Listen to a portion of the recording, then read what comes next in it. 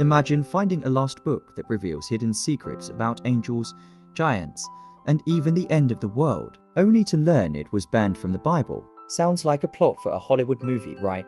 But nope, this is real history.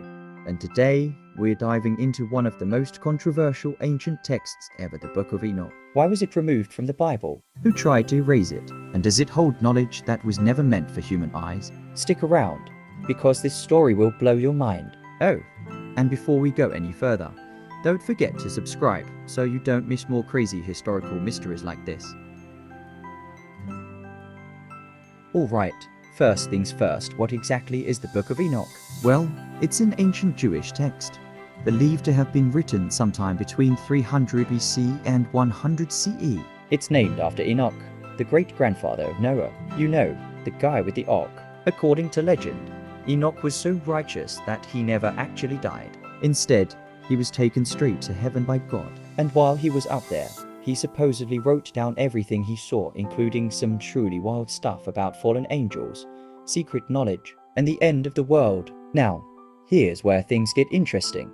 This book was considered super important in the early days of Judaism and Christianity. In fact, some of Jesus' own disciples may have read it, but today, it's nowhere to be found in the Bible. So what happened?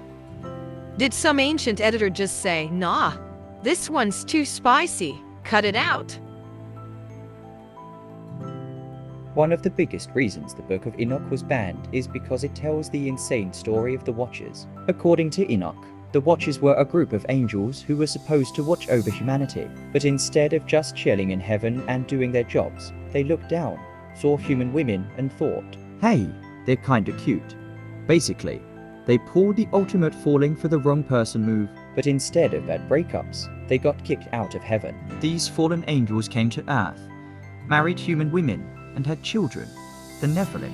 And these weren't your average kids. The Nephilim were described as giants with supernatural strength who eventually became corrupt and violent, causing chaos on earth. God, seeing the mess they created, decided to wipe the earth clean. And that's where we get the story of Noah's flood. Yup, according to Enoch, the Great Flood wasn't just about human sin. It was about erasing these half-angel giants from the world. So, if the Book of Enoch was so important, why was it removed? Well, there are a few theories. Too much supernatural content. The book talks about fallen angels, Nephilim giants, hidden heavenly knowledge, all things that later religious leaders may have found too up there. It didn't fit neatly into the theology they wanted to promote. The Book of Enoch describes a much more detailed hierarchy of angels and demons than the official Bible does. Some early church leaders probably thought, this is too complicated. Let's keep it simple, folks. Banned by the Council of Laodicea. Sometime in the 4th century AD, church authorities officially decided which books would be in the Bible. Enoch didn't make the cut. Some say it was because they didn't trust its origins. Others say it was just too controversial. The funny thing is, even though the Book of Enoch was banned, parts of it actually survived. Some Ethiopian Christians still consider it scripture, and scholars have found fragments of it among the Dead Sea Scrolls. Now, here's the million-dollar question. Could the Book of Enoch be telling the truth? Were there really fallen angels who shared secret knowledge with humanity? Some conspiracy theorists believe this book holds lost wisdom about everything from ancient technology to extraterrestrial contact. So, aliens, angels, or just a really wild imagination? You decide. Either way, whether you believe in the Book of Enoch or not, one thing's for sure. It's one of the most mysterious and fascinating last texts in history. And that's the shocking story of the Book of Enoch, a banned, hidden, and mind-blowing book that almost made it into the Bible, but was erased from history. What do you think?